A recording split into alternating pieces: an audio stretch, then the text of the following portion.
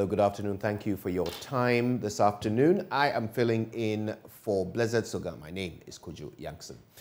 Public universities are under intense fire for increasing school fees beyond the rate approved by Parliament. The Fees and Charges Act passed by Parliament approved a 15% increase in schools' fees. But some schools, including the University of Ghana, are charging close to 40%. In the University of Ghana, for instance, continuing Bachelor of Arts students paid 1,098 Ghana cedis, but will be paying 1,524 Ghana cedis for this academic year. The Ghana Tertiary Education Commission has waded into the matter. We're going to hear from them shortly, but first, we will take you live to the city campus of the University of Ghana, where the National Union of Ghana Students have been holding a news conference on the matter. The media on issues pertinent and concerning to the student front. Ladies and gentlemen, I welcome you all on behalf of the students of this country. Pardon me, we may not have time for long pleasantries. We will deliver the message on behalf of our colleagues receiving education in various public tertiary institutions who are faced with the harsh realities of an insensitive system. What we have on our hands is a decision by some institutional leaders to blatantly disregard our laws and the Parliament of Ghana. Colleagues, our advocacy against increase in fees started on the 3rd of November 2022, where we visited the President of the Republic of Ghana. From that time till date, at all levels, we have pursued dialogue and a consistent appeal to authorities with the hope that stakeholders will be sensitive to the conditions of students in these economic challenges. Beyond the meeting with the President, we wrote a follow-up memo through the Minister for Education to the President on the 23rd of November 2022. To further our advocacy, we went on to write to the Parliamentary Select Committee on Education on the 1st of December 2022. These are only but a few of the engagements, both in meetings and letters, by both the National Union of Ghana Students and our various blocs in ensuring our pleas are heard. Ladies and gentlemen, on the 16th of November 2022, we received a letter from the Ghana Tertiary Education Commission indicating a parliamentary approval for a maximum threshold of 15% for academic facility user fee, and the same for the residential facility user fee. For the avoidance of doubt, the provisions of Fees and Charges Act, Miscellaneous Provisions, Act 2022, Act 8, Act 1080, meant that institutions cannot increase any forms of fees beyond 15% of the 2021-2022 academic year in charging for the 2022-2023 academic year. I repeat that part again. For the avoidance of doubt, the provisions of the Fees and Charges Act 2022, Act 1080, means that institutions cannot charge beyond 15% of the 2021-2022 academic fees in charging the 2022-2023 fees. Regardless of this provision by Parliament, it was clear that some management of various institutions were still charging beyond the approved threshold. We went on to meet the leadership of the Ghana Tertiary Education Commission on the 20th of December 2022, with GTEC writing again to institutions on 22nd December 2022, reminding them of the need to comply with the parliamentary provision. We also issued a statement calling for the compliance to the parliamentary provisions on the 23rd of December 2022. Colleagues, I have run you through some of our engagements so you can appreciate the patience and commitment to solutions through dialogue and boardroom. But at the end of our cooperation, we are still here with a number of public institutions glaringly disregarding the Parliament of Ghana. Unfortunately, laying the bed for illegalities is not a precedent that must be set by leaders of institutions, especially in the face of growing unrest and agitations at the various levels of student front. Let me state this. The student front is unhappy about the levels of fees in this country And that is very straightforward. We are unhappy. To be precise, I'll give you an overview of some institutions who are blatantly flouting the provisions of Parliament. We had promised you in our earlier statements that at some point in time, we would name and shame institutions disregarding and disobeying the system. It is our promise, and we are going to fulfill it. 1, and please take keen notice of these ones. The University of Ghana has increased the academic facility user fee for some departments well over 40%. And to make matters worse, has increased residential facility user fee to about 70%, in some situations 100%. Right here at the medical school, University of Ghana has increased residential facility user fee up to 100%. I am referring to Professor Nana Abba Amphos University of Ghana, which is leading the illegalities.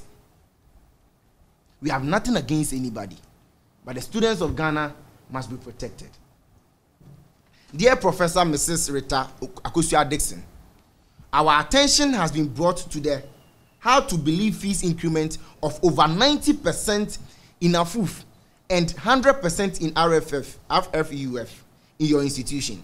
This is not only hard to believe, but very worrying to be coming from the university like Kwame Nkrumah University of Science and Technology. This is directly to Professor Rita Dixon. Madam Professor, you have no right to charge students in excess of the 15%. This we must say, and we must say truth to power. UCC is also deeply involved with some increments crossing 25%. As we speak, UCC Faculty of Social Science has increased its fees at a rate of 27%.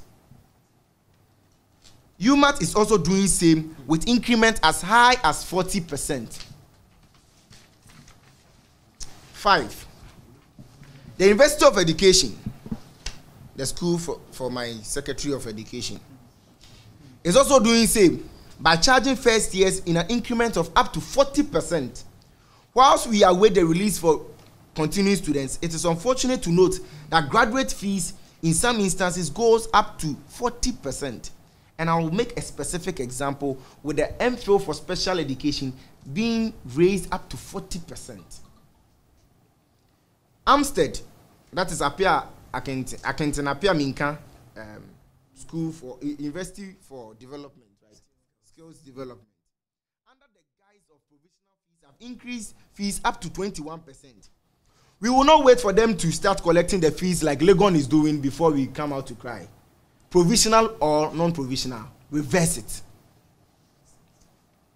University of Energy and Natural Resources are also deeply involved in the illegalities with fees, some going up to 30%. I mean 30%. And they give the excuse that these are some of the details coming to us from the press conference held by NUGS in reaction to increases in fees being charged students in the major universities of Ghana. These state-controlled universities are mandated by law to charge no more than 15% increase on the 2021-2022 academic year fees.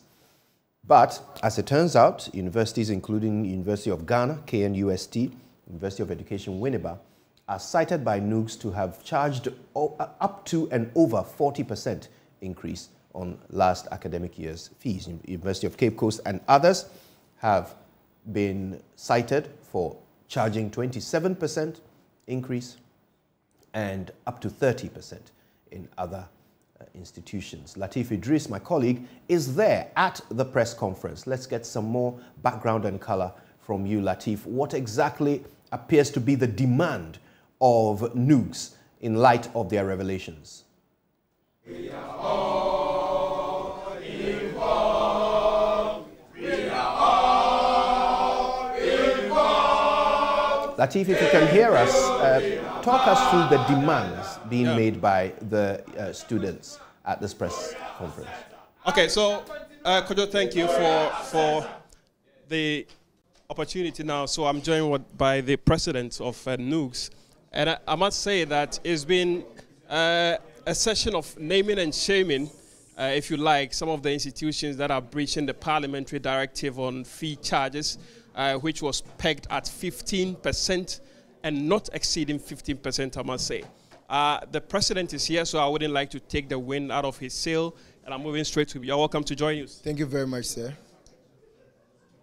Before we go into the details, as you rightly laid out here, tell us about the level of engagement you had with these authorities before coming public. Okay, so first of all, we have been very engaging and dialogue-oriented. If you look at our first meeting with the President of the Republic on the 3rd of November, where we placed the formal request for the very first time, even before fees came out, we had reported to the President that this is the anticipation we have in the system. We followed up with a memo through the Minister of Education on the 23rd of November to the President again. We then wrote on the 1st of December to the Parliamentary Select Committee on Education. Then we met the Parliamentary Select Committee on Education. We met the Ghana Tertiary Education Commission. It tells you the level of You've exhausted. We've met. As I speak to you, we are still involved in a lot of these conversations. But what do we see? Institutions are still blatantly disregarding the laws. The University of Ghana, Professor Amfo School is still blatantly disregarding the law, charging students 94%. What else do we need to do? As I speak to you, JTEC has written 2 letters to our various vice chancellors. 2 letters, one dated on the 16th of December, one dated 22nd of December, all calling on the institutions to comply. At least, if you do not respect the student front, respect the Ghana Tertiary Education Commission. And what do we have? Now, they employ various gymnastics. A typical example there is the University of Energy and Natural Resources. Now, they say they've charged academic facilities a fee at a threshold, but other charges like departmental fees, block fees, and what have you, can go up to 94%. Meanwhile, the Fees and Charges Act is very clear. University of Energy and Natural Resources cannot charge beyond 15% in all forms of fees because it is Act 1080. It is very clear. Fees and Charges Act. It is not Academic Facilities Fees and Charges Act. That we must rehash and rehash. And that is where we have the problem. That nobody wants to listen to the students unless there is a route. Nobody thinks it is important unless there is a route. Is that what we are looking at if the institutions continue to disregard the directive by Parliament? I think that in a statement, I mentioned that what we won't be able to say today is our next line of action. But what we will be able to say is that we'll pursue every means reasonable and logical to ensure the fees are reversed. Not just because of the students, but because of the integrity that we need to bestow on institutions of our state. Institutions of our state, such as the Parliament of Ghana, is the apex of law. And the least you can do as a vice chancellor or director of finance is to give some level of respect and courtesy to the laws of our country, because it is the same law that mandates you and give you the office you find yourself in. At the leadership level, I'm talking about NUGS. Have you been given any explanation as to why these institutions are doing what they are doing? The point still remains that you can't even give explanations. First of all, we've not been given explanations. 2, you can't give explanations. Have we allowed the armed robbers of this country to give explanations? Have we ever allowed rapists to give explanations? Do you know why we don't allow them? Laws are laws. So you can't tell me that I have challenges, my mom is sick, I can go and rob, and because I have an excuse, I'll give explanation. That's the logic we are faced with. So first of all, there's not been any explanation. 2, there must not be any explanation. We must not breed grounds for people to give explanation to illegalities. And that is the problem we have. So explanations, why? You mentioned one institution. I want you to tell us the institutions that are blatantly disregarding this directive. Let me get my documents. Let me run you through. But offered, let me give you some. University of Health and Allied Sciences have, in some instances, gone up to 65%. Professor Lydia Aziato's institution is what I'm talking about. That is where we are now. University of Cape Coast, at some point in time, have increased beyond 20%. University of Energy, going beyond 30% in some instances. KNUST, academic facility user fee, 30, 90, and residential, 100%. At this point, what should we do again? So you are making a call to well-meaning Ghanaians and the clergy. What exactly do you want them to do in this instance? Speak up. Speak up in the face of illegalities. When it is the matters of students, we should remember that it concerns the future of this country. Education must not be made to be a preserve of only the rich. Education must be protected in its all entirety. Education must be something that becomes a catalyst to building this country. How do we build this country when education is so expensive that and so built in a way that persons can decide to run it anyway, anyhow, and have explanations? Explanations. Can we take explanations from armed robbers? All right, thank you very much. So that's the president of NUGS making it clear on this particular subject of fees that, according to NUGS, some of the institutions are blatantly disregarding the directive by Parliament not to exceed the 15% increments. But he listed some of the institutions that are currently doing directly opposite and otherwise, and they are calling on the clergy and the well-meaning Ghanaians to speak up, so we do not end up, putting undue pressure on some of these students who cannot afford the increments, some of which have gone up to 100 and beyond 90% increments. Kojo. Lateef, thank you very much for those insightful details. Now, the story keeps evolving. If you're a student or a parent concerned by these developments, we would love to hear from you. Please contact us on the number which will be displayed on the screen shortly. We'd love to hear from you. Now, the story evolves. Kweku Asante, my colleague, joins me with a letter that JoyNews has intercepted from GTech, addressed to the public universities, instructing them to stick to the approved fees. Kweku, if you have that letter with you, we'd love to know what it says.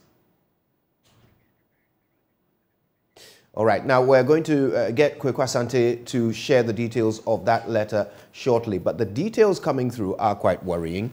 The major universities in this country have all been cited by NUGS for overcharging on fees. Kweku Asante is available now, I believe. Now, Kweku, what exactly does this letter from the Ghana Tertiary Education Commission say? This letter, signed by the Director General himself, Professor Salifu, acknowledges that the public universities are doing this, and it is warning them to revert to the 15% that has been approved by.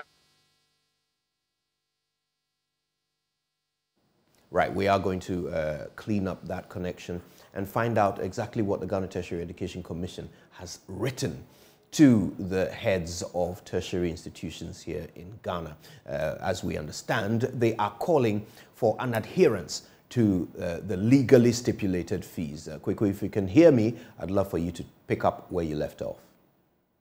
Right, so this letter says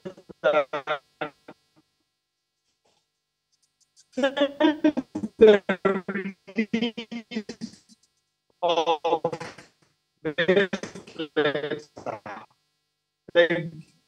Tertiary Education Commission has received numerous petitions from students and other individuals about these alleged charging fees in excess of the amount. It says this is to kindly remind all public tertiary education institutions to abide strictly by the approval given.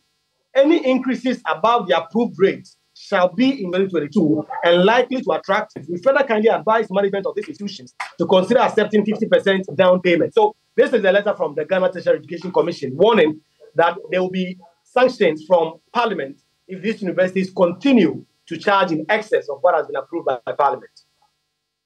Now, this is interesting. I mean, there seems to be such a widespread violation of the law, but is this something that the universities seem to be doing in unison, or is it a coincidence that all of them happen to have increased their rates at the same time beyond what the law allows? Are there any indications coming through of how this happened? Well, so if you look at the data, public universities have been charging the same fees for a number of years now because they have not been able to get the approval of Parliament to charge new fees. And so when they got a 15% approval, our sources say that the public universities were not happy with the rate that have been approved. But instead of petitioning the Ghana Tertiary Education Commission to go to the Education Ministry to try and work around this and review this, the public universities, in unison, like you said, have decided to go beyond this 15%. Indeed, if you look at the data we have, almost all public tertiary universities are charging beyond the 15% that Parliament has approved. It is not clear that Vice Chancellor Ghana decided to hold a meeting to agree that let's go beyond what Parliament has approved. But it seems to be that almost all public tertiary institutions are charging beyond what Parliament approved. Of course, JoyNews has been making frantic efforts to reach the Vice Chancellor's Association of Ghana. We are as yet unable to hear back from them. They have not responded to our calls for comment. We will continue to do so, and we will attempt to bring you some information on that. You're welcome back. This is The Pulse. And in this hour, already, we have learned that NUGS is calling out all government-controlled universities for charging far more than the approved increase in fees for the academic year that is coming up. Professor Ahmed Jinapor is the Deputy Director General of GTech. He joins us now. Prof, thank you for your time. Good afternoon.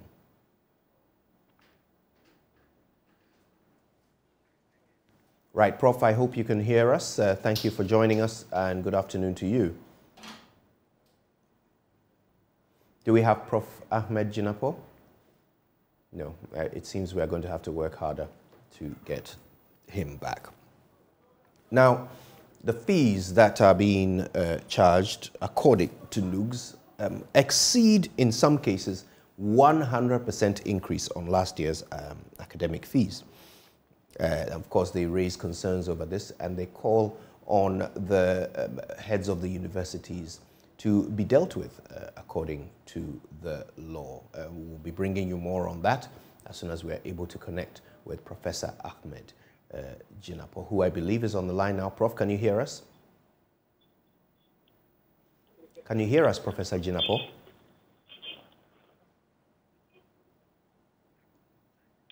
Professor Jinapor, can you hear us?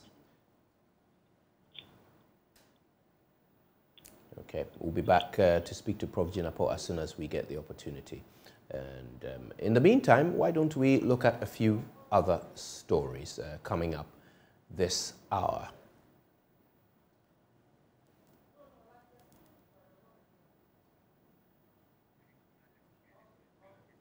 Right. It would appear that we may have Professor Jinapor on the line now. Prof, can you hear us? Good afternoon, Prof. Jinapor. Good afternoon, sir. How are you, sir? Very well. Thank you so much for your patience. Of course, we are very interested in how this matter is unfolding. GTech has written to the Vice Chancellors. Before this letter was written, did you have any indication that these universities intended to exceed the government-approved fees? Hello? I hope you can hear us, Professor Jinapor. Yes, so let me explain this. I think, first of all, we met the leadership of NUGS today. They submitted a petition to the commission. I received it on behalf of the Director General. But at the end of the day, it's important for this thing to be put in the right perspective. That being, as a country, we have bodies that have the constitutional rights in terms of how things need to be done and how we need to move relative to our conduct. That being, in terms of fees and charges, there's an act, 1080, that says that fees and charges are supposed to be prescribed when it comes to government institutions by Parliament. And Parliament did do that. And it's not GTech that is indicating how much needs to be charged. It's based on the formula that was used by Parliament, which points to the fact that institutions need to charge 15%. But at the end of the day, it's instructive for us to also be fair with the universities in the sense that they had submitted their fees adjustment to GTech, which was submitted through the Ministry of Education to Ministry of Finance for approval. Though during the period that this submission was done, we hadn't had any kind of approval, and approval just came. So we are engaging, we've been in engagement with the universities. Some of them, even though did increase their fees to a certain level that is beyond the 15%, they've reversed it. Those that haven't done that, we are working with them for them to get back to the approved rates. At the end of the day, as I met the students this morning, I did indicate to them that there's no confusion. I mean, we live in a republic that is guided by the rule of law. So this whole notion of aluta, or this whole notion of they are going to picket, I don't think that's the right way to go. They need to become, the universities are law-abiding institutions. They will have to definitely reason based on what the law is, and they will have to revert to the 15%. Even if I must emphasize that, because it did come today to the attention of the commission that some of the universities are already receiving money, especially from first-year students, which is above the threshold of 15%. I think this is something that we can look at, and once the 15% threshold is agreed on, whatever extra payment that is being made, it can be, it can be put across their future fees that they need to make. Prof, I need you to clarify something for us. I Yes, heard sir. you mention that the universities had submitted their fees for their proposed fees for approval by the Finance Ministry, and that approval came today. So No. The point is this. There's a procedure in terms of what needs to be done for each institution for each year. And what normally happens is that the universities will submit their budgets to GTEC. GTEC looks at it. Once GTEC is okay with it, or otherwise, it goes to the Ministry of Education, then for onward submission to the Ministry of Finance. But at the end of the day, whatever proposal that is being submitted, those arguments that are being made is what Parliament looks at. And I must say for emphasis that even GTEC, in terms of our budget, in terms of our fees and charges, it needs to be approved by Parliament. So there's no question or debate about it. There's no ambiguity. The fact of the matter is that this is what is approved by Parliament, and this is what needs to be adhered to. right, so it is their budget that got approved. Hello? Yeah, so the clarity I needed was it is their budgets that got approved today, not proposed fees. Right. Okay, that's helpful. Thank you. Now help us understand what exactly led to the universities charging fees that are above and beyond what the law has approved, and with such disparity. So some universities are charging up to 100% more. Some are charging 27% more, others are charging 30%, 40%. What is accounting for the disparity in these unlawful increases? So this is the point. The universities within their own spectrum decides how much needs to be charged, but whatever needs to be charged needs to fall in tandem with what is approved by the states or government, so to speak, or the legally mandated body, which is Parliament. So in terms of what informed that 100 or 200 or even 1,000% increment, I'm not in a position to speak to it. But what I know in terms of the regulatory framework, which is GTEC, is that this is what is approved. The approval, in fact, it is instructive to state that the students, based on my conversation with them as I met them today, they argue that they met different bodies and they argue that there need not be even an increment at all, a 0% increment. But Parliament, in its wisdom, informed by the facts, informed by the environment, did indicate that it should be 15%. But I don't think the argument needs to be whether it is supposed to be 15% or otherwise. This is where we are. Where we need to be looking at is universities would have to adhere to it, but in adherence to it, we are engaging them, and they need to reason and work within the framework of the law. Okay. Now the law says that 1080 charges and fees needs to be approved by Parliament, and that is what is approved. That is understood. Prof. Jinapor, you play the role of regulator in this situation. Pardon me, sir? I said you play the role of regulator in this situation. Yes. So how are you going to sanction the universities and their vice-chancellors who have violated the law in this manner? I don't think we have even gotten to the issue of sanctioning. They have taken money. They have unlawfully taken money from some students, according to you. As I did indicate, GTech and Parliament, so to speak, works within a certain framework which is guided by the law. When you flout the law in itself comes up with punitive actions in terms of how those actions that more or less relates to the flouting of the law needs to be the consequences that comes with it. But I don't think we need to stretch it to that level. Why not, Prof? Should there not be consequences for breaking the law? Well, there should be consequences, but as I did indicate, where we are currently, we are trying to make sure that the right thing is done.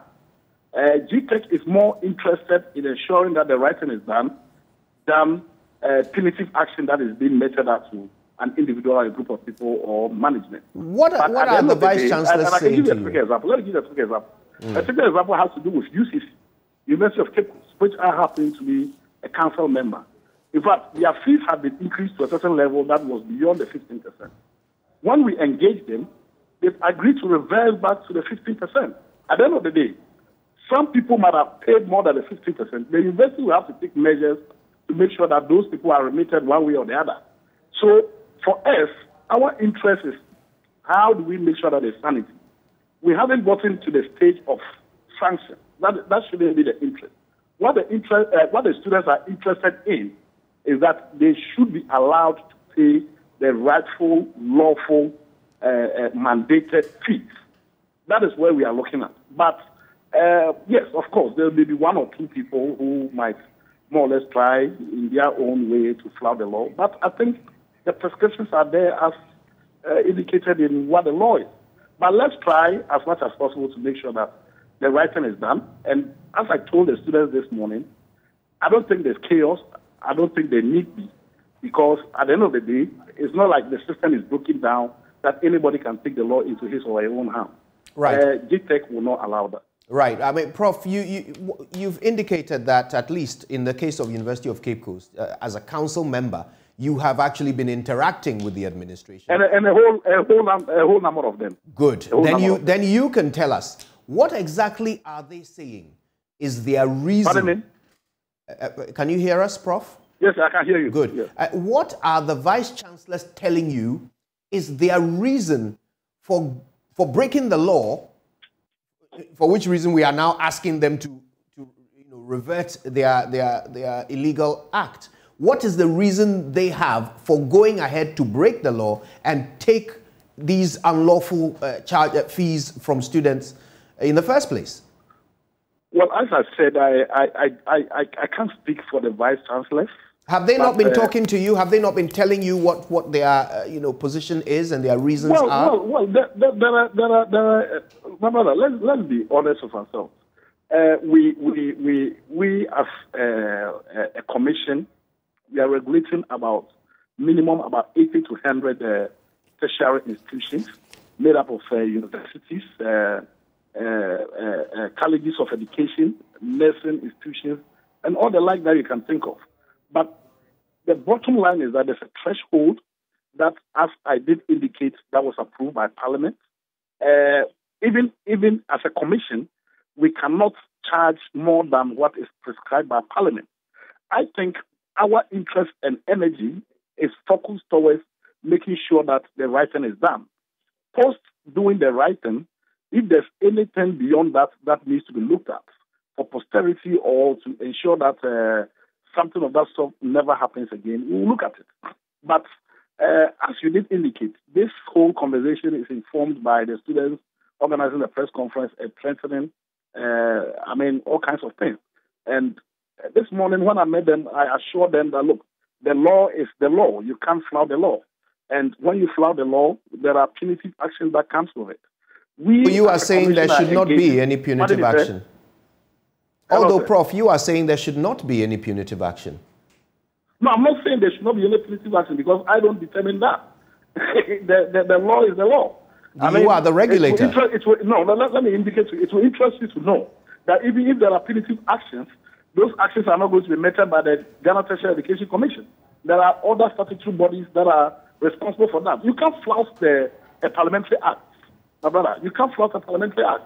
And if you flout a parliamentary act, whoever is supposed to ensure that, I think that the first point of call is Parliament. But our interest, as I did indicate, is that we need to have sanity. We have indicated in principle, and we've stated without any equivocation in writing, that nobody should charge beyond 15%. And that is where we are. And as a matter of fact, the 15% is supposed to be the highest threshold.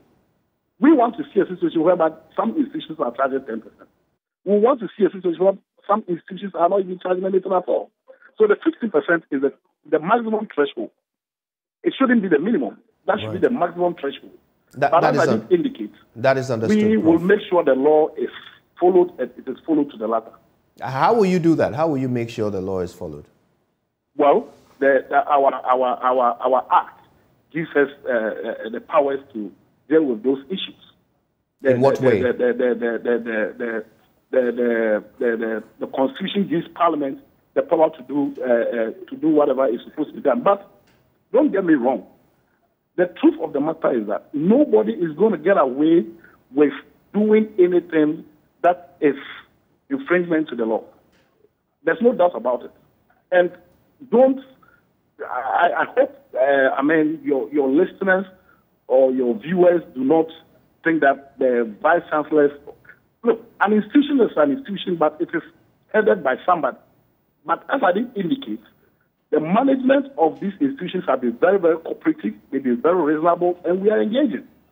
We've been engaging with them, and I gave you a typical example of an institution, and there are other institutions that are falling in line.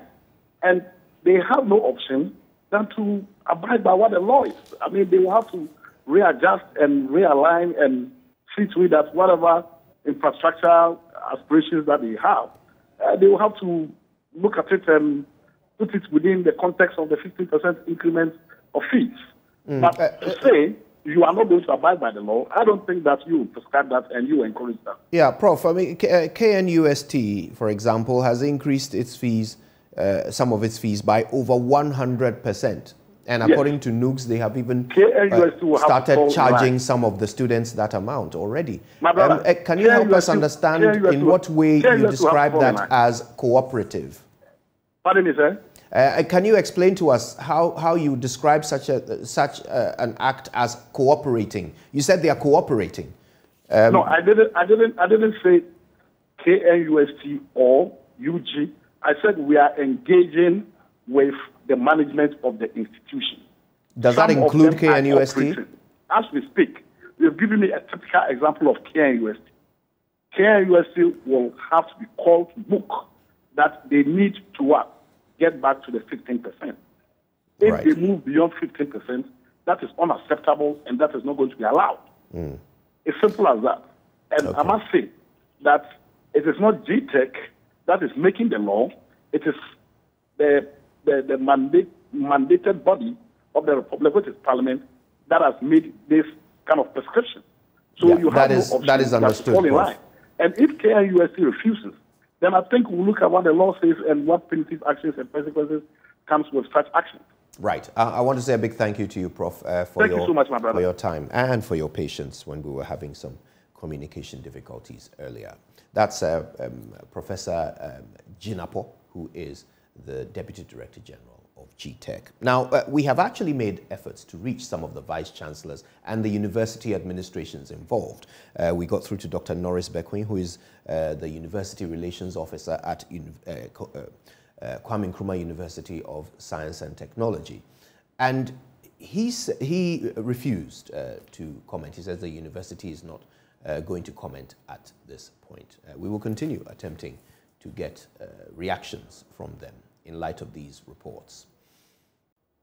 Okay, now some news just in. The police administration has interdicted 2 police officers, Police Inspector Martha Aka and number 6233, Police Warrant Sergeant Felicia Ukran of Asokwa Division, MTTD, Kumasi, who were seen in a viral video acting unprofessionally. The officers have been interdicted to allow for thorough investigation into the case in line with police internal disciplinary procedures, after which they will be prosecuted if necessary.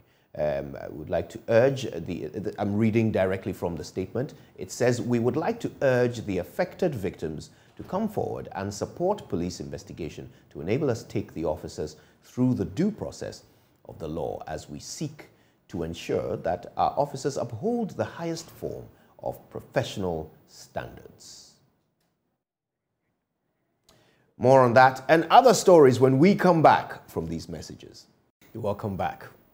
Now, it's a debate that has been sparked by an article published on the internet, which suggested that in spite of all the criticism and, all the backlash that this government has faced, the Vice President, Dr. Mahmoud Bawumia, is actually the best Vice President Ghana has had in the Fourth Republic.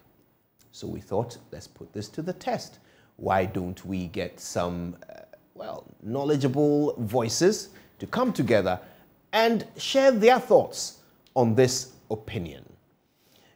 And we're very happy to have two guests on this matter, and we'll be introducing you to them shortly. George is in the studio. Always nice to... actually, Mensa Thompson is in the studio. And we have Dr. George Domfe of the University of Ghana joining us over the telephone. Dr. Domfe, thank you for your time. Good afternoon. Good afternoon, my brother. And in the studio, we have Mr. Mensa Thompson. Now, for this conversation to work, I think we have to establish some very simple ground rules. We are in an economic crisis, so we don't tend to hear people praising members of government. That's not what the atmosphere we are in. However, this article claims that whatever you may criticize the Vice President for, you would also have to say that he is the one who has achieved the most as Vice President. Is this true or not? That's what we want to discuss. Mr. Thompson, thank you for making the time. I would love to start with you. I'm dying to hear what you think of this, this analysis. First of all, very good afternoon and a Merry Christmas to our cherished viewers and listeners out there. Kojo, it's a very interesting conversation to have, but I would like that we look at this conversation purely from a scientific point of view, so that we shy away from needless propaganda and also things that may not be factually accurate. Now,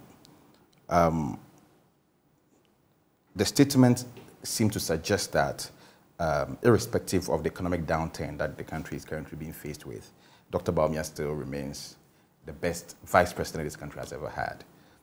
And so to make this comparison means you have to at least name the vice president, at least in the Fourth Republic. Sure. So under the Fourth Republic, we've had former president, late John Fifi Atta Mills. We've had the late Aliu Mahama. We've had former President John Dramani Mahama. And then we've had Dr. Mahmoud Bawumia. So, no, sorry, Dr. Pakwesi Emisartha, and then Dr. Mahmoud Bawumia. And so, among these 5 gentlemen... let's not forget Dr. Akar. Yes, Akar, who was vice president to Rawlings before Atta Mills, yes. And so that makes them 6 gentlemen.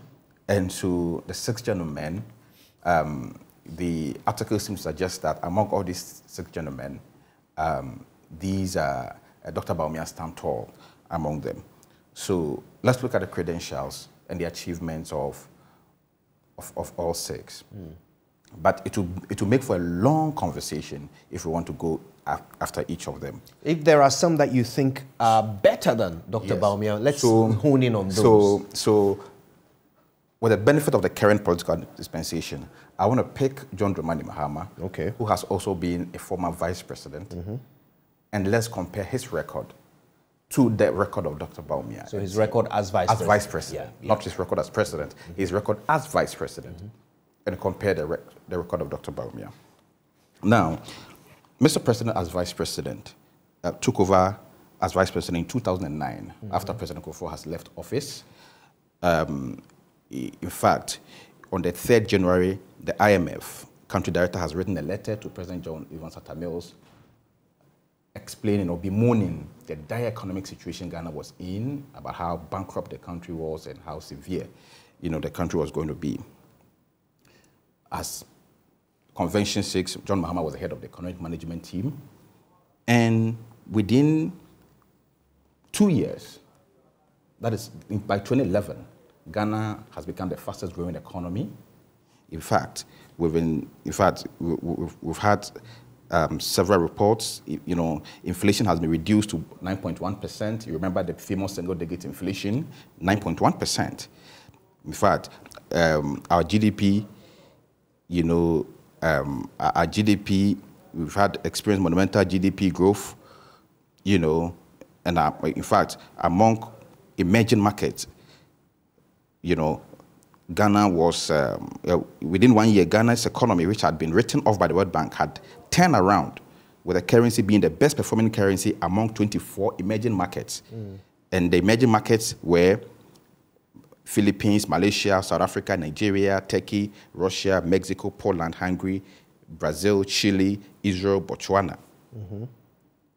And these are the records. It's there for everybody to verify that by 2011, under John Mahama as the head of the economic management team, Ghana has become the fastest growing economy in the world. Our currency was one of the best performing currency among 24 emerging markets done by the World Bank.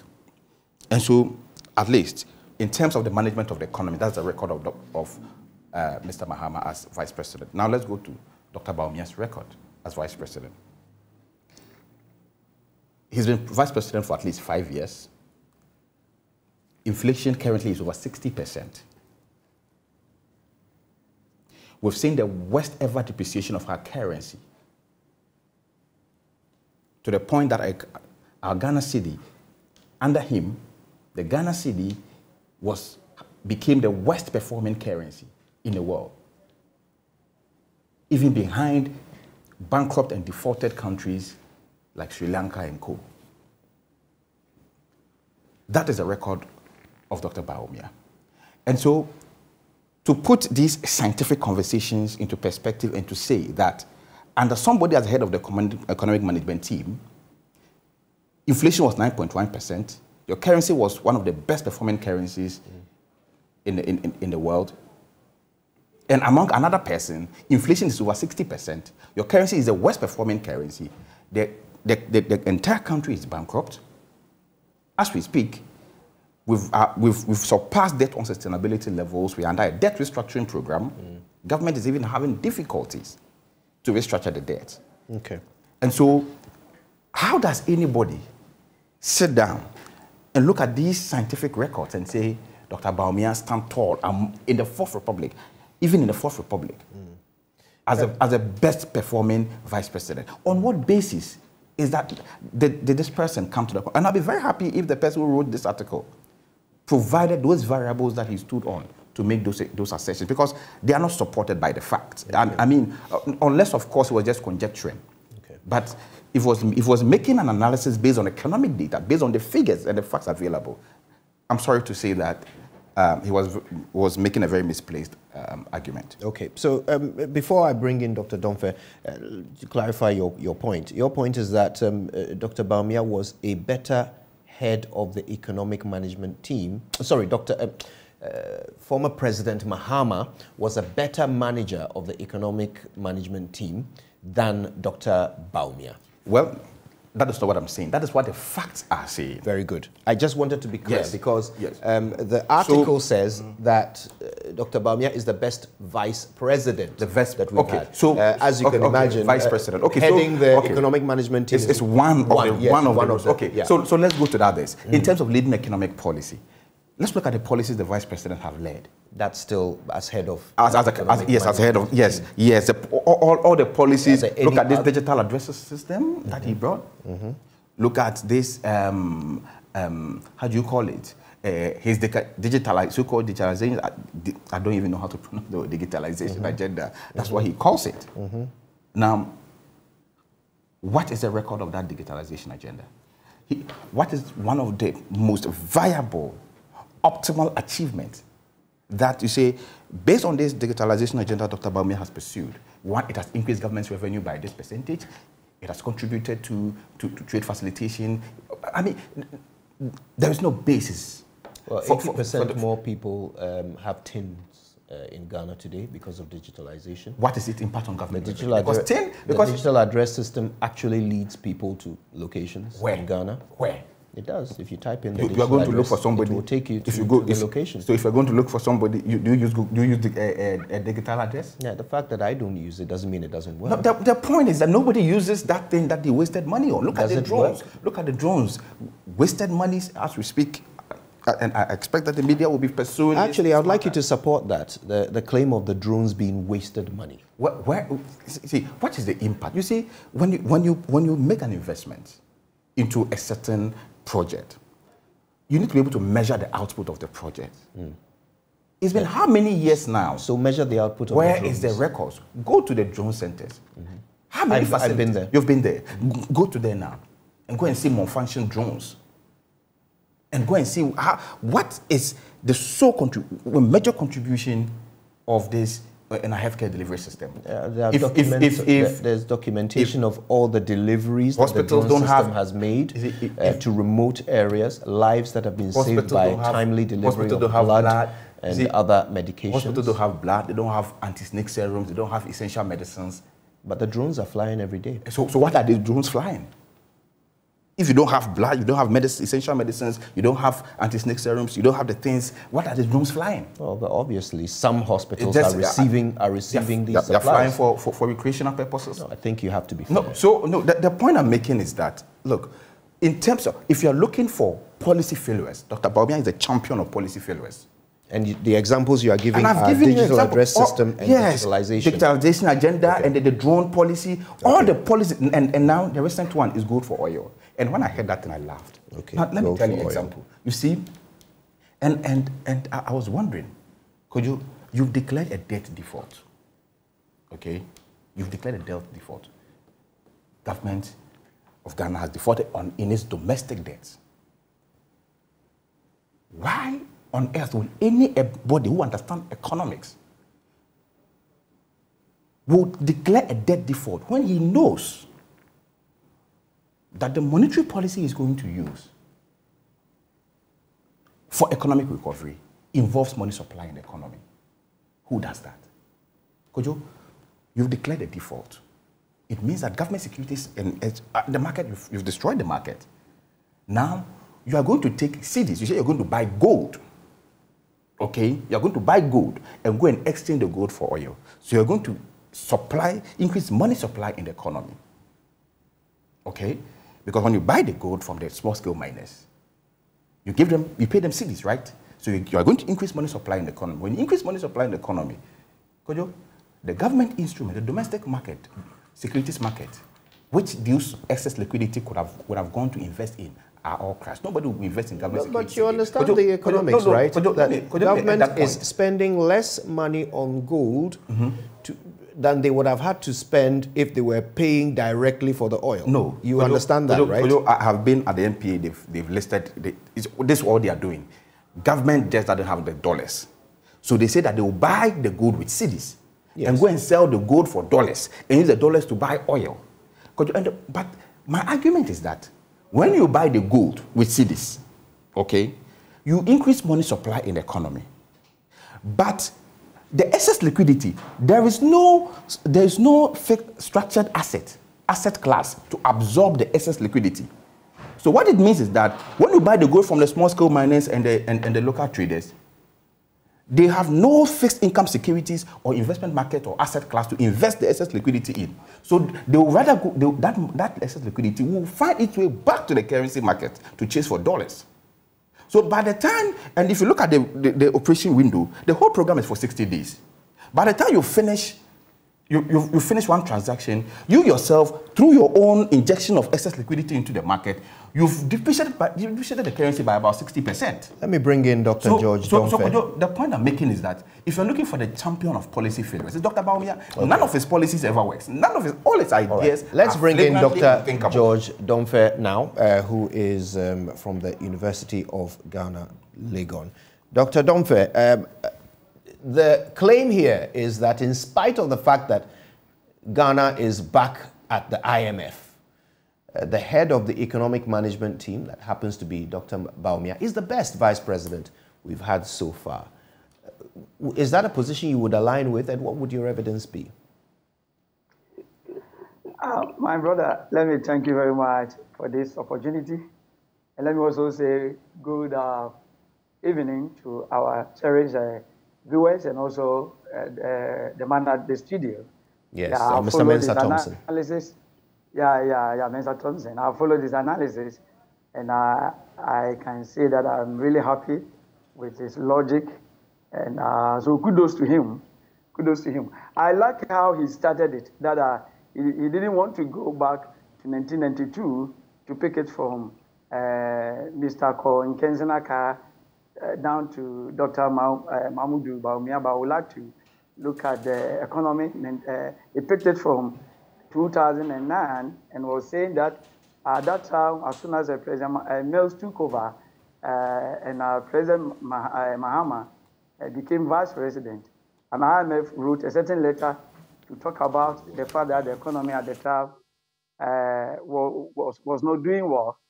When I hear things like this, and I like how he says scientific, and I would want to pose a question to him: how scientific was it? Because that I wish he could produce at the studio that particular letter that came from an IMF, and if it indeed we have clarification that it's from the World Bank. Yeah, and yeah. So on what grounds? Because Kojo, 2008, Ghanaian economy grew by 8.4%. I'm using 2006 constant prices. It grew by 8.6%, and that was the second highest economic growth after 1984. Since 1957, the best economic growth rate after 1984 was 2008. You know, and so if an IMF or the World Bank or whoever that is quoting comes to tell us that the economy was in that situation, I don't understand. It's not scientific. It's also not logical.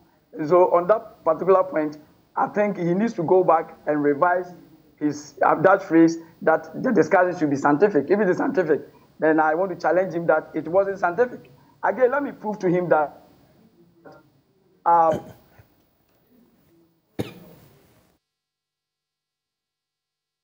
Dr. Domfe on the line. 2008, Ghana, the debt to GDP ratio was 32 in 2000. You know, anytime you are debt to GDP threshold, we say you are in debt crisis. And so here was the case, President Kufuor came to power to meet the debt to GDP ratio at 182% in 2006 constant prices. In 2008, that my friend is saying the economy was not doing well. Debt to GDP ratio had declined at the time to 32. It was a record. In fact, indeed, it was 26 in 2006, soon after we had left. I'm happy. And by 2008, the fiscal space was so wide. And so if he sits there and he says he's doing scientific analysis and says that the economy was very bad, I don't know what he's talking about. And so I was following him, and I want to know, unless of course I'm told the word scientific, the meaning of the word scientific has been changed. In that case, I will agree with him. My understanding of scientific discussion is that discussions that are based on facts, discussions that are based on, you know, truth. So let's have some facts and truth from you. Yeah, okay, so going with the truth, you talked about the fact that 2011, yes, it is true. Ghanaian economy grew for 14%, and that has been our highest ever growth rate. No one can ever challenge it. That is our highest growth rate. But what he didn't tell you, and I wish he had said that it was because at that time we discovered oil in commercial quantities in 2007, and we started oil production September 2010, by which reason we had that economic growth rate. So it wasn't because that particular government in power at that time came with any deliberate policy for which reason we had that growth.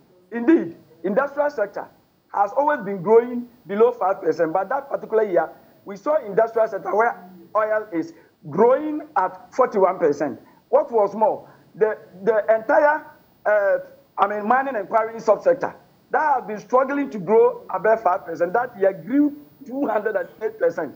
And this one, you don't need anybody to tell you that that growth that we achieved was oil inspired. And I wish you could tell us what happened without the oil. You know, and so if you're doing scientific analysis, you don't only tell the story, you don't tell one-sided story.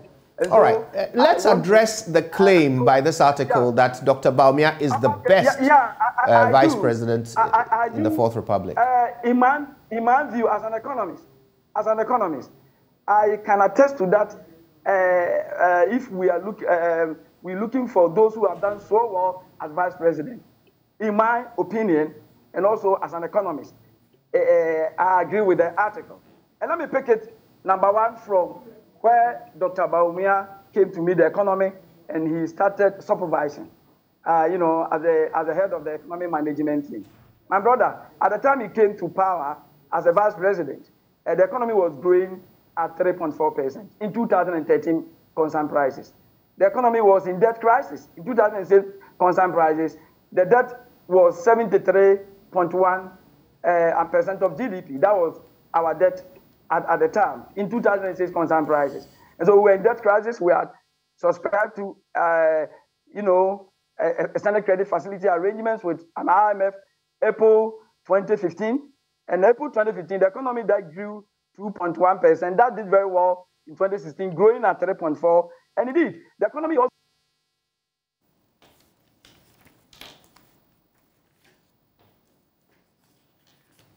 Right.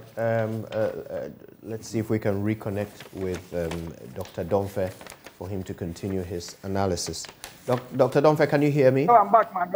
Fantastic. Yeah, I can hear you. I'm back. Please go ahead. I'm back. Yeah, so I'm saying that this is how we do scientific analysis. 2017, in fact, the most important indicator that we use to measure growth of an economy and the health of an economy is economic growth. And 2015, 2016, when the economy didn't grow well, 2017, we saw the economy growing over 8%. And that one, I will not sit here and say that the 2017 growth rate was because of Dr. Bawumia. No. If I do that, it's not scientific. You know what? 2015, 2016, Ghana discovered new oil first. And so with or without Dr. Bawumia, 2017, the economy was going to grow far better than it did in 2016. And we saw the economy growing over 8% in 2017. But you see, if you knock out the growth, the oil effect, the economy grew 4.8% when Dr. Bawumia took over the first year, when he took over as the leader of the economic management team. The economy grew 4.8% without oil. Without oil, we went over 8%. And I'm saying that with that oil, I will not attribute it to Dr. Bawumia, just as I did not attribute 2011 growth to, an NDC government, at the time. I wouldn't do that. So it wasn't because of Dr. Bawumia. But what we saw was that the real sector did very well. When I talk about the real sector, I'm talking about the agricultural sector, manufacturing. They picked up a bit. And with that, we saw the economy with non-oil sector, non-oil economy growing 4.8%. So if you want to see what Dr. Bawumia did to help, then that was it. And that growth, 4.8 growth rate we achieved was, the highest since 2014. And so I would say that one we saw what he was doing. But my brother, significantly, for 15 good years running, Ghana has continuously recorded negative primary balance. I don't know whether my brother doing scientific analysis understands what we mean by primary balance. When we talk about primary balance, it's about your expenditure and your revenue. Are you able to generate enough to cover your current expenses? If you generate enough to cover your current expenses, minus interest payment, if you have enough to cover all your other expenses, we say you've recorded positive primary balance. What it means is that had it not been for the interest payments that you have to honor, you were able to generate enough revenue, so much so higher than what you have been, as it were, raking in, and again, you also able to control your expenditure. So what did Dr. Bawumia do to the primary balance? Exactly. That one you can't attribute to anybody by him as the head of the economic management team. Ghana recorded positive primary balance for the first time in 15 years in 2017. What it means is that without our debt, repayments, we would have had enough. We've generated more revenue than we needed. Right. 2018, that continued. 2018, Ghana recorded positive primary balance. Please, I want you to be going to, reading all these things from Ghana's budget as I'm talking. Right. 2019, Ghana again recorded positive primary balance, something that has eluded us for so long, 15 good years. And 2017 years, we recorded first ever positive primary balance in 15 years. My brother, that was not it alone. When President Kufuor came, I'm speaking to the debt that has today become our problem. Today, our debt to GDP ratio has gone way beyond the 70% threshold, and Ghana is today in debt crisis. So let me talk a little bit about what Dr. Bawumia and his team did. I'm going to ask you to conclude, please. There isn't a lot of time. Yeah. So when President Kufuor came and he made the debt to GDP ratio at 82%, and I want everybody to check the 2006 concern prices. President Kufuor left it at 32%. My brother, by 2014, debt to GDP ratio had gone to 71%. And anytime your debt to GDP ratio crosses the threshold of 70% mark, we say you are in debt crisis. Your debt has become unsustainable. That is the technical term that we use for it. And so Ghana's debt, that was 32, and that's why it surprises me more to hear scientific analysis now telling the whole world that 2019, the economy, 2018, the economy wasn't in a better shape. We were doing very well. My brother, then 2014, we went into the debt crisis where we were. And so at that time, it was the only difference was that Ghana was a middle income country, and so we couldn't have gone for an HIPIC. We were in HIPIC status. Just as today, I can say that we're also in HIPIC status. That is an important point, isn't it? That today, we are back at that status. Yeah, so today we are back. And I'm running there quickly. When President Akufo-Addo took over, and Vice President Dr. Bawumia became the leader of the, economic management team. Debt to GDP ratio was 73.1%. I'm talking about 2006 concern prices. My brother, by 2017, debt to GDP ratio declined to 68.9, and we were out of the wood. And this happened for the first time since 2006. From 2006, every year, debt to GDP ratio was going up by, on average, of about 5 percentage points, on average. But we saw the debt to GDP ratio decline. Right. I think I'll have to take the opportunity here to get a very quick rebuttal from Mr. Menster Thompson, and then we'll get conclusion from Dr. Domfe. And our time is so limited, so I'll push you. Yes, Kojo. I mean, sitting here, I think that any Ghanaian who is watching Dr. Domfe blab so much will be very, very upset. And there's no amount of numbers he throws around can whitewash the incompetence of Dr. Bawumia. Are his numbers wrong, though? Yes, very wrong. For example, in 2009 to 2010, non-oil growth was 8%. In 2011, it was 7%.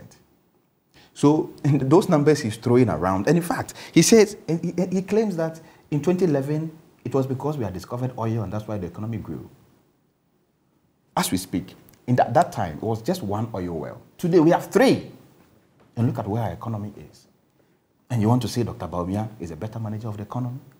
Dr. Bawumia is the only head of the economic management team under whose tenure a whole 40-man team had to be set up by the government to manage the depreciation of the city.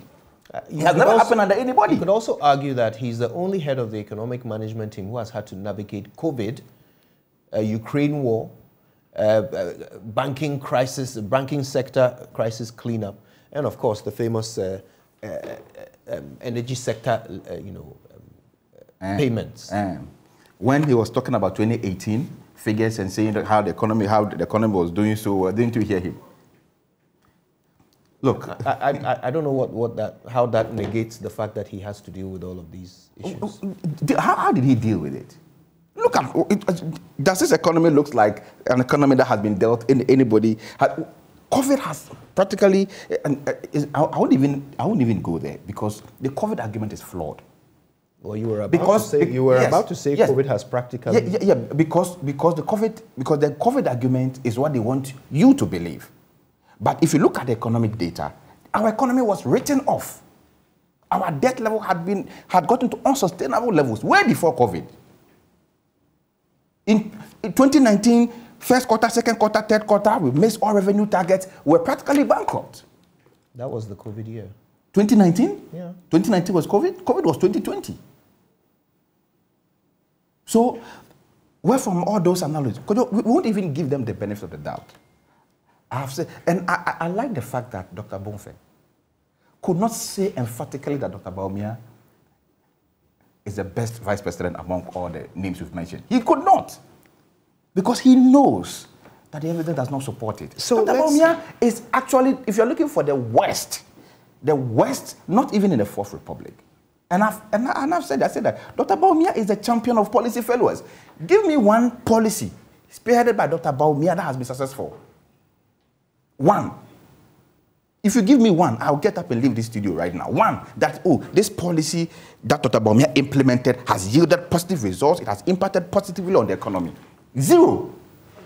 He's the champion of economic failure. What? Some argue that digitalization has had a positive impact on the economy. How?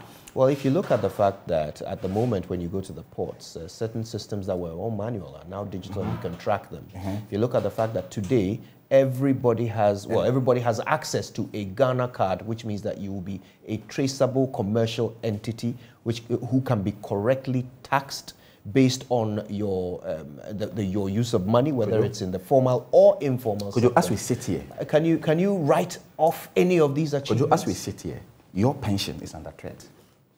Okay, now you're changing the subject. No, you said that we should name one. That's what I'm telling you. Okay, so I'm telling you that your pension is under threat. I suspect that anybody would point to digitalization and say it has worked. How has that impacted positively on the economy? I've just explained. How? I've explained that now everybody holding a Ghana card. How does holding a Ghana card? Apart from this by force regulation they brought to the commercial banks that the Ghana card is the only card you can use for any transaction at the banks. What else is the Ghana card useful for? The Ghana card is also the only accepted identification for registering your phone, which means that whether you are moving money formally or informally. Are you saying that without the Ghana card we couldn't register our phones? Without Ghana card we weren't buying SIM cards and registering our phones? No, but is that what you're saying? No, I'm saying that the current reality is that as part of the current reality is because somebody go do a useless card, which is not making any impact on the economy, but he has to enforce a policy that will make the card useful. I'm hoping that you will address reality here. That's what I'm addressing. Tell us realistically, how has digitalization failed? Realistically, this government, nobody, including Dr. Bonfe, who speaks for Dr. Bawumia or Dr. Bawumia's or Dr. Gideon Boakun, can be able to tell us, provide data that this is how much government's digitalization agenda has increased to revenue. As we speak, why are we at the IMF begging for 3 billion?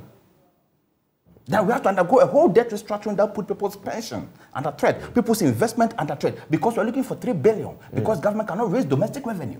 All right. And you are saying let's get a final rebuttal from Dr. Domfe. Our time is up. You spoke a great deal before. A lot of the things that he said, I've not been able to. Dr. Domfe, I'm afraid you have just 2 minutes. We would like to hear your wrapping up comments. And in fact, even though I'm not at the studio, sorry to say you are not being fair to me because my brother spoke so long. No, you spoke longer than him.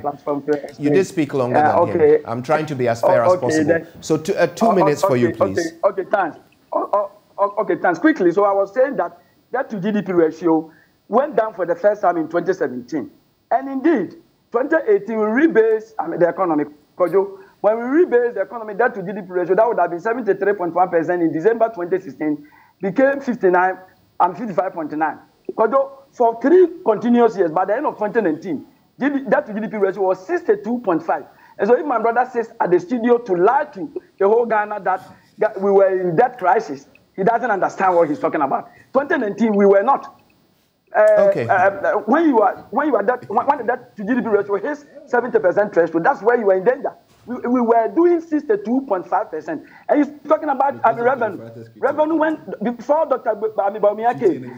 You check his records where every year tax and revenue was going up by 2 billion Ghana cedis. And so when it was 31 billion at the end of 2016, we all were expecting it around 35. But we had over 41 billion. The following year, we went to 49. We were doing well, except that their targets were so high. They were setting unrealistic, targets, and some of us complained to GRA. Otherwise, they were doing well. That is why we recorded positive primary balance.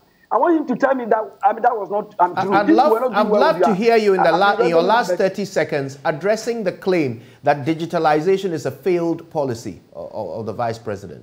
In fact, sitting there, he doesn't even understand what he's talking about. One thing that, if time had allowed me, I would have talked about this. One district, one factory. Today, manufacturing sector is growing over 8%. You should tell me why it is so. Agricultural sector, the crop and livestock production, we have never seen it doing so well in the past 40 years as it has done in the last 5 years. I'm talking about crop and livestock production. And it's all because of deliberate government policies. Dr. Donfe, we're going to have to go. Anything on digitalization, or should we just wrap up? Yeah, in fact, digitalization, all of them combine to help with structural transformation. Today, we are trying to restructure our economy to move away from the agricultural-led to the manufacturing. We leapfrogged to the tertiary, and we are trying to, reset the economy, and that's why the agenda to industrialize this country. You should tell me, since 1957, whether after the demise of Kwame Nkrumah from the political scene, whether there has been any deliberate attempt by any government to industrialize this country so much slower as it is currently happening. Very good. Unfortunately, COVID, unfortunately, and Russian invasion, so many things have come. If you have given me some, Dr. Donfe, thank you so much for your time with us. I wish we had more time. This is a conversation that obviously would catch fire if we had more time to get into it. I'm afraid we don't have any more time. Thank you both so much, Mr. Mensah Thompson and Dr. Donfe, for contributing to our conversation. We appreciate it very much. We're going to take a quick break. When we come back, a few more stories. Stay with us.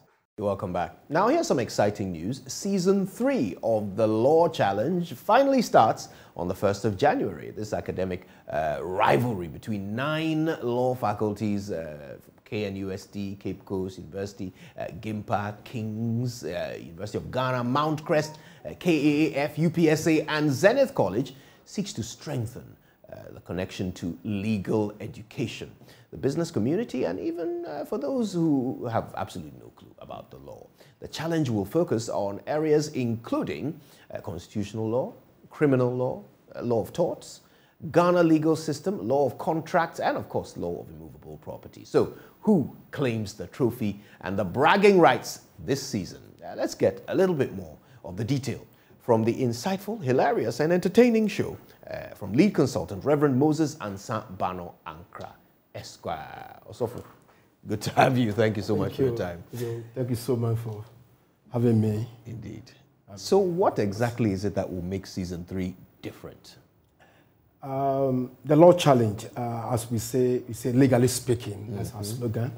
It means that season 3 is going to be a little bit different from the first 2 seasons. Why? Because we having a moot section, a full moot section included this time. Unlike the previous season that we didn't have a moot section apart from the a particular round. This time we have a full moot session. The moot session is where there is a practical scenario of a matter or a case before a court. It has gone to the first trial court, and now it has gone to appeal.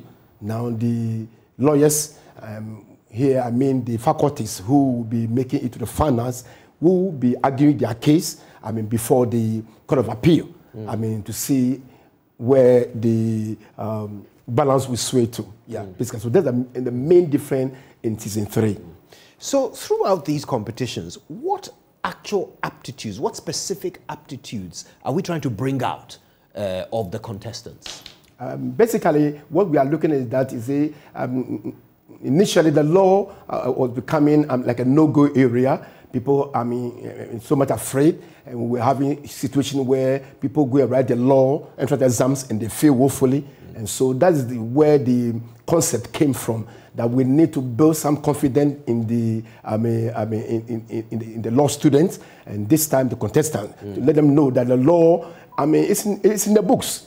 If you read, if you research, you'll be ready to do. And basically, what we are doing is to imbibe that desire to let law students read the law and get themselves acquainted, so that the entrance exam will be, a walkover.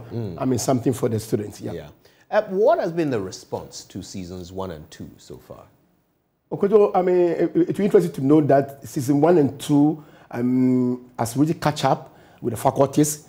Season 1, we had only 6 faculties because they were not sure what the whole challenge was going to be like. Season 2, we have 10 faculties coming on board. And this season, we are having 9. 9 because of the change in the academic calendar, which didn't suit most of the faculties. So eventually, we were able to manage with 9. And I'm saying that there's no faculty now, if you mention law challenge, they don't know of there's no law student who's not aware of the law challenge. It has become a household name. Now, of course, Ghanaians love quizzes. You know, the National Science and Maths quiz is now a national institution. And of course, the law challenge is very exciting. Now, the thing about the example I mentioned, National Science and Maths quiz, is that everybody gets excited about it. People who are old students of the schools involved, they all have a certain buy-in and they feel personally vested in the success of the schools. What is the law challenge seeking to do to perhaps replicate some of that public support and buy-in? Yes, I think that what we start to do is that we're trying to establish alumni, law challenge contestant alumni. That's the first point of call. Those who have been in season 1, season 2, they have an alumni who are trying to encourage, are trying to help, guide and coach the current student in this season 3.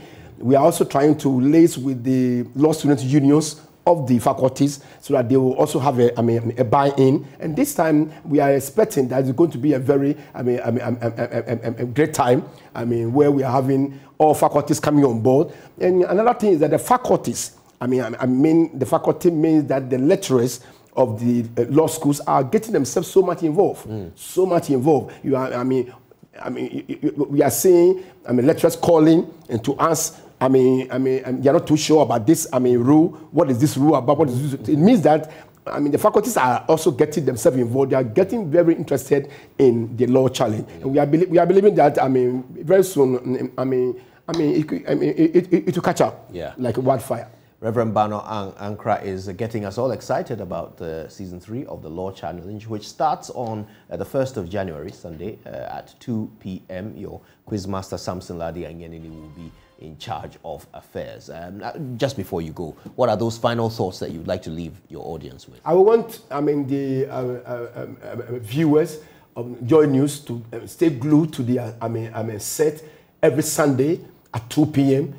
The show is coming live, and this week we are having Kane University, locking horns with Mancris University College. It's going to be an exciting competition. So I want viewers to get themselves. And once you are at home, you are learning the law. You are learning the basic laws. And once citizens are much aware of the laws, look, we are heading towards developing our nation. Once you are very much aware of basic laws, you know your right, and for that matter, you always want to insist. So please, very soon we'll be making lawyers at home. So please, viewers, join us every Sunday at 2 p.m. for the Law Challenge. And we say, legally speaking. Indeed.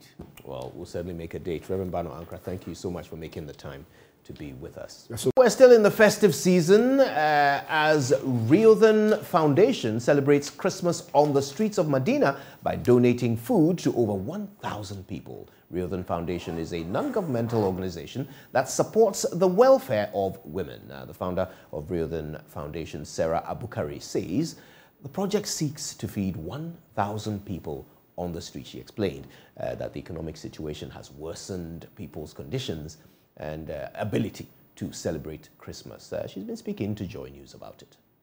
Christmas celebration is not complete without spreading love and giving gifts to others. Economic hardship has taken a toll on many households, especially affecting the vulnerable. The Real Thing Foundation put a smile on the faces of 1,000 homeless people around the Medina Market area by donating parcels of cooked food to them. The founder of Real Thing Foundation, Sarah Abukari, called on philanthropists never to neglect the homeless, but continuously spread their wings of love. My name is Sarah Abukari, and I'm the founder of the Secret Place Prayer Group and Real Thing Foundation.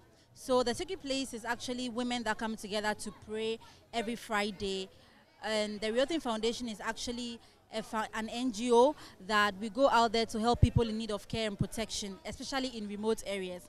So this year we decided to come to Medina Market to help, to celebrate Christmas with them. Some of them don't get a chance to celebrate Christmas, to eat on Christmas Day. So we decided to bring smiles on their faces on Christmas Day. That's the motivation behind it. The homeless were excited about the kind gesture. Prince Osu Ansel's report read to you. Now, Dodi World is Ghana's first destination experience offering a unique package, which of course we would like you to experience.